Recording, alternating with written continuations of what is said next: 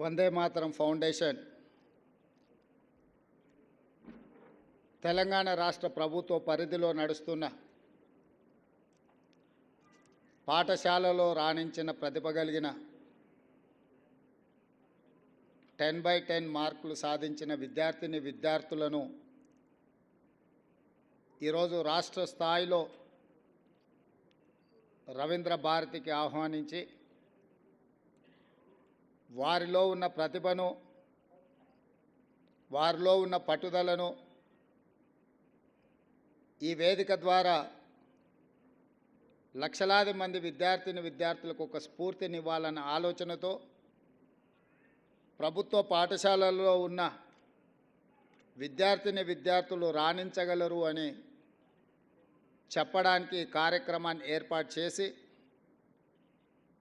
ఈ కార్యక్రమంలో మా విద్యాశాఖ అధికారులతో పాటు ఎమ్మెల్సీ రఘోత్తం రెడ్డి గారు, వేం నరేందర్ రెడ్డి గారు, మాజీ అడ్వకేట్ జనరల్ ప్రకాష్ రెడ్డి గారు,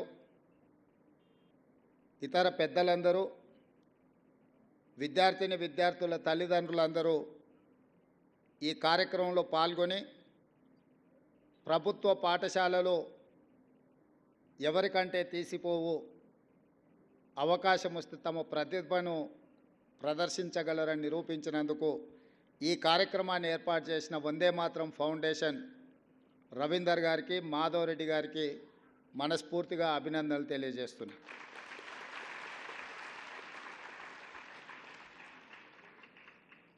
వాస్తవంగా ఇలాంటి కార్యక్రమాలను రాష్ట్ర ప్రభుత్వ పరంగానే అధికారికంగా నిర్వహిస్తే బాగుండేది. కానీ ప్రభుత్వం చేయాల్సిన బాధ్యతను వందే మాతరం ఫౌండేషన్ నిర్వహించడం ద్వారా మా ప్రభుత్వానికి కూడా బాధ్యతను గుర్తు చేసినారు. ఇది ఒక మంచి కార్యక్రమం అని చెప్పి నేను ఈ సందర్భంగా తెలియజేయదలుచుకున్నాను. మిత్రులారా, మీ తల్లిదండ్రులు కష్టపడి, మీ తల్లిదండ్రులు మీ మీద ఎన్నో ఆలోచనలు పెట్టుకొని మిమ్మల్ని ప్రభుత్వ పాఠశాలలకు పంపించిండ్రు అని అంటే ఆర్థికంగా వాళ్ళు బలహీనంగా ఉండడమో లేదా గ్రామాలలోనే లేదా ప్రభుత్వ పాఠశాలలో చదివించాలనే పట్టుదలను నాకు తెలీదు. ఏది ఏమైనా ప్రైవేట్ పాఠశాలలతో పోటీపడి ప్రభుత్వ పాఠశాలలో చదువుకుంటున్న మీరు ఈ రకంగా రాణించడం ఇది ప్రభుత్వానికే గర్వకారణము. నారాయణ కాలేజీలో ర్యాంకు సాధిస్తే నారాయణ గారు ఫోటో దిగి ఈ విద్యార్థులు నా కాలేజ్ అని చెప్పుకుంటాడు. ప్రభుత్వ పాఠశాలలో మీరు ఈరోజు రాష్ట్ర స్థాయిలో రాణించి ప్రతిభను చాటితే ఈ ప్రభుత్వం నాది, నా ప్రభుత్వంలో చదువుకున్న విద్యార్థులు మీరు రాణించిందంటే మీరందరూ మా విద్యార్థులు. నారాయణ, చైతన్య లాంటి ప్రైవేట్ కార్పొరేట్ పాఠశాలలతో కాలేజీలతో మా విద్యార్థులు కూడా పోటీ పడగలుగుతున్నారు అని అంటే అది మా గౌరవానికి గుర్తింపు. ఇందులో మా ప్రయత్నం పెద్దగా లేకపోయినా మా ప్రభుత్వం పెద్ద ఎత్తున మీ పట్ల దృష్టి సారించకపోయినా మట్టిలో మాణిక్యాలుగా మీరు రాణించి ఈనాడు ఈ ప్రభుత్వానికి గౌరవం తెచ్చిపెట్టినందుకు విద్యార్థులందరినీ కూడా మనస్ఫూర్తిగా నేను అభినందిస్తున్నా. ఈరోజు ఈ దేశంలో ఐఏఎస్లైనా, ఐపీఎస్లైనా, ఐఎఫ్ఎస్లైనా వివిధ ఉన్నతాధికారులు మా ప్రభుత్వంలో పనిచేస్తున్న వాళ్ళు నన్ను కలవడానికి వచ్చినప్పుడు వాళ్ళతో మాట్లాడుతున్న సందర్భంలో నేను వాళ్ళని అడుగుతుంటాను, మీ స్కూల్ ఎడ్యుకేషన్ ఎక్కడా, మీ కాలేజ్ ఎడ్యుకేషన్ ఎక్కడా. ఎందుకు అని అంటే ఒక అంచనా వేయడానికి వీళ్ళు ప్రభుత్వ పాఠశాలలలో చదివినరా, ప్రైవేట్ కార్పొరేట్ స్కూల్స్లలో చదివినరా అని ఒక అంచనా కోసం నేను అడుగుతుంటా. 90% ఐఏఎస్ ఐపీఎస్లు ప్రభుత్వ పాఠశాలలలో చదువుకున్నోళ్ళే ఎన్నికవుతున్నారు. అదేవిధంగా రాజకీయ నాయకులు ముఖ్యమైన హోదాలలో రాణించిన వాళ్ళు ఈ దేశం మొత్తం మీద చూడండి. నిన్న ప్రమాణ స్వీకారం చేసిన నరేంద్ర మోడీ గారు కావచ్చు, 12 తారీఖు నాడు ప్రమాణ స్వీకారం చేయబోయే నారా చంద్రబాబు నాయుడు గారు కావచ్చు, డిసెంబర్ 7, 2023 నాడు ప్రమాణ స్వీకారం చేసిన మీ రేవంత్ అన్న కావచ్చు, మేమందరం ప్రభుత్వ పాఠశాలల్లో చదువుకొనే ఈ స్థాయికి వచ్చినాం. మేము ఈ స్థాయికి రావడానికి కారణం మా తల్లిదండ్రుల కంటే కూడా ఆ పాఠశాలల్లో చదువులు చెప్పిన గురువులదే. నేను ఎందుకు ఈ అంశాన్ని గుర్తు చేస్తున్నా అంటే, మా ప్రభుత్వం బాధ్యత తీసుకున్న వెంబడే బుర్రా వెంకటేశం గారిని ఎడ్యుకేషన్ సెక్రటరీగా నియమించి చాలా సంవత్సరాల నుంచి ప్రభుత్వ పాఠశాలలు నిర్వీర్యమైపోయినాయి. వీటి పట్ల శ్రద్ధ తగ్గింది. టీచర్లు లేరని విద్యార్థులు రావడం లేదు, విద్యార్థులు లేరని పాఠశాలలు మూసేస్తుంది ప్రభుత్వం. ఇది కోడు ముందా గుడ్డి ముందా అని అంటే ఏది చెప్పలేదు. ప్రభుత్వం టీచర్లను పెట్టకపోతే విద్యార్థులు ఎట్లాగూ రారు. విద్యార్థులు రావడం లేదనే నెపంతో సింగిల్ టీచర్ పాఠశాలలు అన్నిటిని కూడా మూసేసే పరిస్థితి వచ్చింది. ఇదే కాకుండా కొన్ని స్కూళ్ళల్లో 8-9 మంది విద్యార్థులు ఉంటే 10-12 మంది టీచర్లు ఉంటున్నారు. అంటే వివిధ సబ్జెక్ట్స్ చెప్పడానికి ఆ టీచర్లు అవసరం, వివిధ తరగతుల కోసం ఇది ఒక సమస్యగా మారింది. వీటన్నిటిని దృష్టిలో పెట్టుకొని తక్షణమే మెగా డిఎస్సి నోటిఫికేషన్ ఇవ్వాలి. సింగిల్ టీచర్ స్కూళ్ళను కూడా ముయ్యడానికి వీల్లేదు. తండాలలో, గూడాలలో, మారుమూల ప్రాంతాలలో ప్రభుత్వ పాఠశాలలను నిర్వహించడం ద్వారా పేదలకు, దళితులకు, గిరిజనులకు విద్యను అందుబాటులోకి తీసుకురావాలి. వాళ్ళ తల్లిదండ్రులకు, వాళ్ళ కుటుంబాలకు ఆర్థిక భారం ఉండకూడదు. వాళ్ళ ప్రాంతాలను వదిలి ఇతర ప్రాంతానికి వెళ్ళి పిల్లల్ని చదివించాలి అని అంటే తల్లినో తండ్రినో రోజంతా కూలికి వెళ్ళకుండా వ్యవసాయం పనులు మానుకొని వాళ్ళు వెళ్ళాల్సిన పరిస్థితి. ఇది ఒక పెద్ద సామాజిక సమస్య. ఆర్థికంగా చూస్తే ఒక టీచర్కి 50,000, 60,000, 70,000 జీతం ఇవ్వడం, ఆ పాఠశాల నిర్వహణకు అత్యధికంగా ఖర్చు అవ్వడం, ఆ పాఠశాలలో 6-7 మంది విద్యార్థులు ఉంటే ఇప్పుడే మా అధికారి చెప్తున్నారు, ఒక విద్యార్థి మీద 80,000 రూపాయలు మనం ఖర్చు పెడుతున్నామని యావరేజ్గా. ఈ 80,000 రూపాయలు ఎక్కడ ఖర్చు అవుతుంది? నాకు తెలిసినంతవరకు నేను పూర్తిగా సమీక్షించలేదు, కానీ మ్యాక్సిమం ఈ ఇన్వెస్ట్మెంట్ అంతా శాలరీస్ మీదనే పోతుంది. ఇన్ఫ్రాస్ట్రక్చర్ మీదనో మౌలిక వసతులను ఏర్పాటు చేసే దాని మీద ప్రభుత్వం దృష్టి తక్కువ పెట్టడం వల్ల ఇది ఒక గందరగోళమైన పరిస్థితికి దారి తీసింది. అందుకే మా ప్రభుత్వం మెగా డిఎస్సి నోటిఫికేషన్ ద్వారా 11,000 పైచిలకు ఖాళీలుగా ఉన్న టీచర్ల నియామకాలు చేపట్టడం ద్వారా పేదలకు, గూడాలలో, తండాలలో కూడా విద్యను అందుబాటులోకి తీసుకురావాలన్న సంకల్పంతో వచ్చినెంబడే మేము నోటిఫికేషన్ ఇచ్చినాం. అదేవిధంగా ప్రభుత్వ పాఠశాలలు శిథిలావస్థకు చేరుకున్న వాటిని అన్నిటిని కూడా పునర్నిర్మించాలి, మౌలిక వసతులు కల్పించాలి అని దాదాపుగా 2,000 కోట్ల రూపాయల నిధులతోని పనులను ప్రారంభించినాం. ఇదే కాకుండా ప్రభుత్వ పాఠశాలను తీర్చిదిద్దాలన్న ఆలోచనతోటి ప్రొఫెసర్ జయశంకర్ గారి పేరు మీద బడిబాట కార్యక్రమాన్ని ఈ నెల 9 తారీఖు నుంచి 20 తారీఖు వరకు ఈ కార్యక్రమాన్ని తీసుకోవాలి. గ్రామాలలో ఇల్లు తిరగాలి, తల్లిదండ్రులకు వివరించాలి, ఆ పిల్లల్ని ప్రభుత్వ పాఠశాలల్లో చేర్పించండి. ఆ పేదలకు, ఆ తల్లిదండ్రులకు చెప్పండి, మీ పిల్లలు చేరకపోతే మీ ఊర్లో పాఠశాల తొందరలో బంద్ కాబోతుంది. మీ ఊర్లో పాఠశాల బంద్ అవుతే భవిష్యత్ తరాల పిల్లలు విద్యకు దూరం అవుతారు. పేదలు ఎప్పుడైతే విద్యకు దూరం అవుతారో ఆర్థికంగా వాళ్ళు చితికిపోతారు. ఇంతకుముందు రవీందర్ గారు చెప్పినట్టుగా విద్య ఒక్కటే మనల్ని అభివృద్ధి పదం వైపు నడిపిస్తుంది అని నేను బలంగా నమ్ముతాను, విశ్వసిస్తాను. అందుకే ప్రొఫెసర్ జయశంకర్ బడిబాట కార్యక్రమాన్ని ఈరోజు ముందుకు తీసుకెళ్ళండి అని చెప్పి మా అధికారులకు ఆదేశించడం జరిగింది. ఇదే కాదు, గ్రామాలలో ఉన్న పాఠశాలల యొక్క నిర్వహణ, మధ్యాహ్న భోజనం నుంచి బడి పిల్లలకి ఇచ్చే బట్టల వరకు ప్రతి బాధ్యత సెల్ఫ్ హెల్ప్ గ్రూప్లకు, అక్కడ ఉండే మహిళా సంఘాలకే అధికారికంగా నేను జీవో ఇచ్చి వాళ్ళకే అప్పచెప్పినాం. ఇవాళ ప్రభుత్వ పాఠశాలలో చదువుకునే పిల్లలకు ప్రభుత్వం ఇచ్చే డ్రెస్సులు మహిళా సంఘాల వాళ్ళే కుట్టి అక్కడ ఉండే విద్యార్థులు ఇచ్చే విధంగా వాళ్ళకే ఇచ్చినాం ఈరోజు. అదే కాకుండా అమ్మ ఆదర్శ పాఠశాల అనే పేరు మీద పాఠశాలల యొక్క నిర్వహణ గ్రామాలలో ఉన్న మహిళా సంఘాలకే పూర్తిగా అప్పచెప్పిన నిధులు వాళ్ళ చేతులకే ఇచ్చి వాళ్ళే పాఠశాలలు నిర్వహించే బాధ్యతను ఆ తల్లులకే ఇచ్చినాము.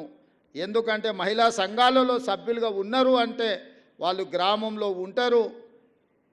గ్రామంలో ఉండే ఆ తల్లులే వాళ్ళ పిల్లలని పాఠశాలకు పంపిస్తే వాళ్ళ పిల్లలు చదువుకునే పాఠశాలల్ని వాళ్ళ కుటుంబ సభ్యులుగా భావించి వాటిని తీర్చిదిద్దుతారు అని చెప్పి మధ్యాహ్న భోజన పథకానికి సంబంధించి కూడా బాధ్యతలన్నీ వాళ్ళ చేతుల్నే పెట్టి గ్రీన్ ఛానల్ ద్వారా వాళ్ళ నిధులను విడుదల చేయమని చెప్పి మా ఆర్థిక శాఖ కార్యదర్శికి, మా ఆర్థిక మంత్రికి నేను ఆదేశాలు ఇవ్వడం జరిగింది.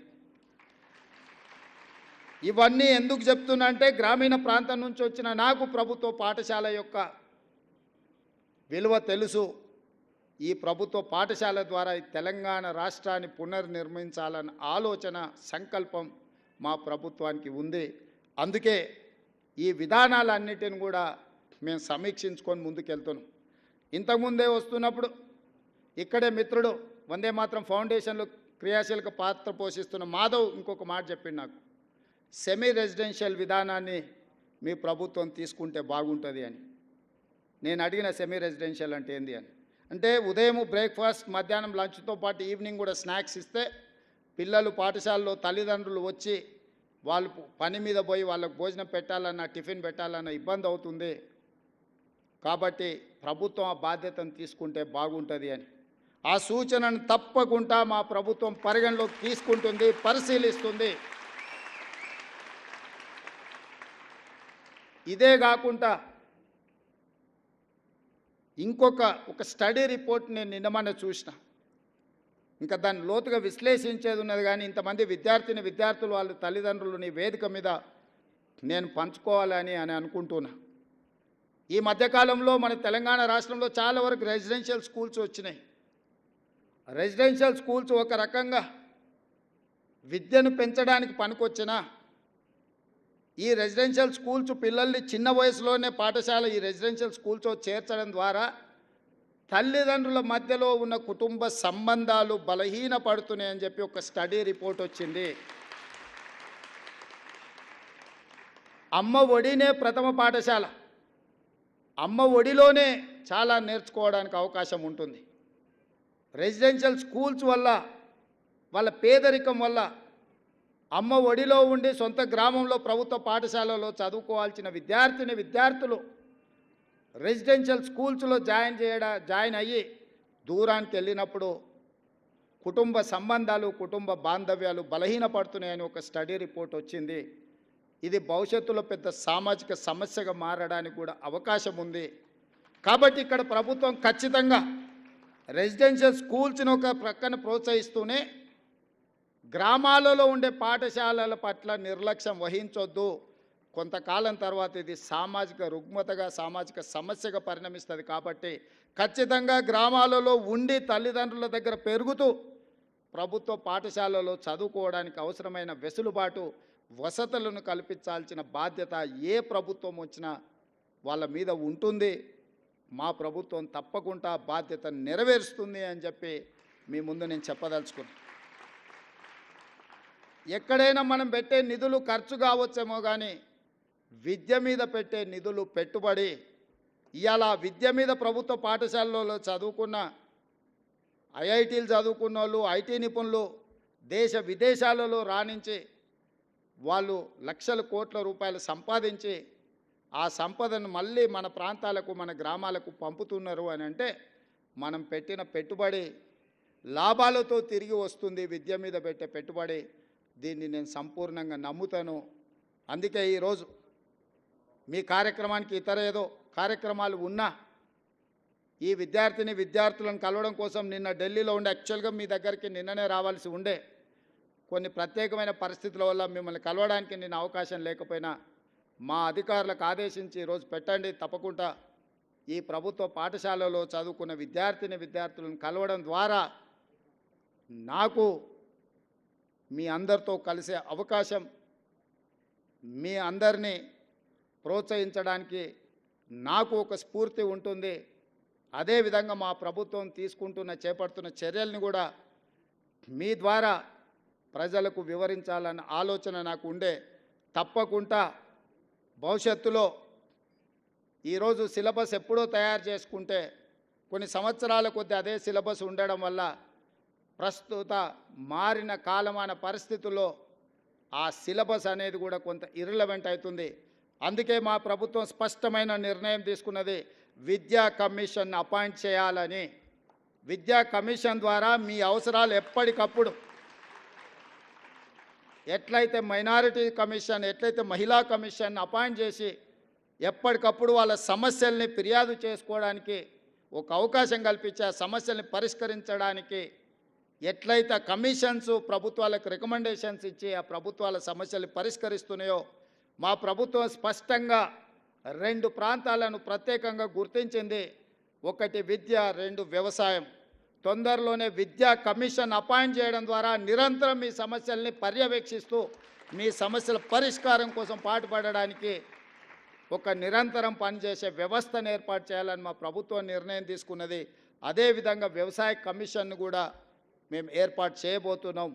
తద్వారా విత్తనాలు కానీ, నకిలీ విత్తనాలు కానీ, ఎరువులు కానీ, సంస్థలు కానీ, ప్రభుత్వాలు కానీ రైతులకు నష్టం జరిగినప్పుడు, రైతులకు అన్యాయం చేసినప్పుడు వాళ్ళ తరఫున ఆదేశాలు ఇవ్వడానికి, వాళ్ళ తరఫున ప్రభుత్వాలకు నివేదికలు చేర్చడానికి కమిషన్స్ అవసరం.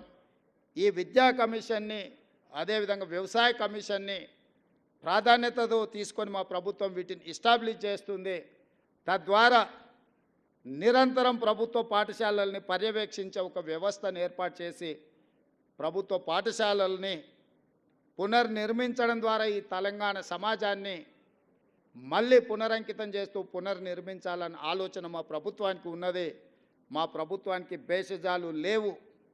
ఎవరైనా అనుభవజ్ఞులు ఏదైనా మా ప్రభుత్వం దృష్టికి తీసుకొస్తే తప్పకుండా వాటిని ఆచరించడానికి, అమలు చేయడానికి మా ప్రభుత్వం ఎప్పుడూ సిద్ధంగా ఉంటుంది.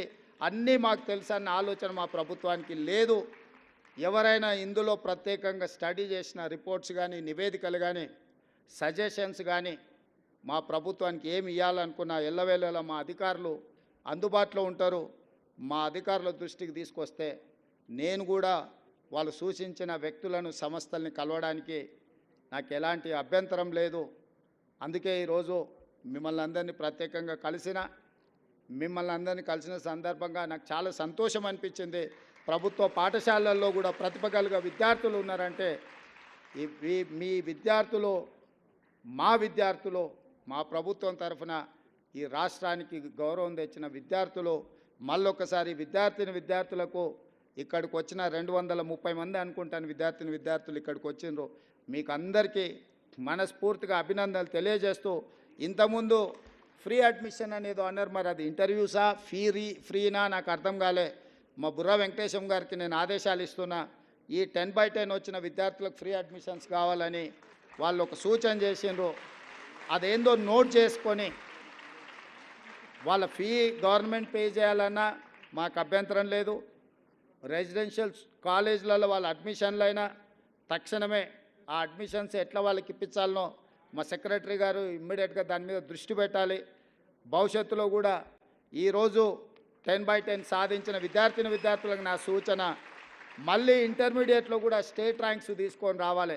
చాలామంది 10th క్లాస్లో బాగా వస్తారు, బాగా చదువుకున్నామని ఇంటర్లో జాయిన్ కాగానే కొంత విద్య పట్ల నిర్లక్ష్యం వహిస్తారు. ఈ 10th క్లాస్లో వచ్చిన గవర్నమెంట్ స్టూడెంట్స్ అందరూ ఇంటర్మీడియట్లో కూడా 12th క్లాస్లో కూడా మీరు మంచిగా రాణించాలి. మీరు భవిష్యత్తులో డాక్టర్లు, లాయర్లు, ఇంజనీర్లు, ఐఏఎస్లు, ఐపీఎస్లు కావాలని మేము ఆకాంక్షిస్తూ మీ అందరికీ ఈ ప్రభుత్వం అండగా నిలబడుతుంది. సమస్యల్ని పరిష్కరిస్తాం. ఉన్న సమస్యలు, నిరంతరంగా ఉండే సమస్యలు, వీలైనంత మేరకు మీ సమస్యలను పరిష్కరించి మీకు మా ప్రభుత్వం ఉన్నది, ప్రజాప్రభుత్వం ఉన్నది, ఈ రాష్ట్రంలో ప్రజాపాలన జరుగుతున్నదనే నమ్మకం, విశ్వాసం కల్పించే విధంగా మా ప్రభుత్వం ముందుకు వెళ్తుందని తెలియజేస్తూ మీ అందరి దగ్గర సెలవు తీసుకుంటున్నాను. జై హింద్.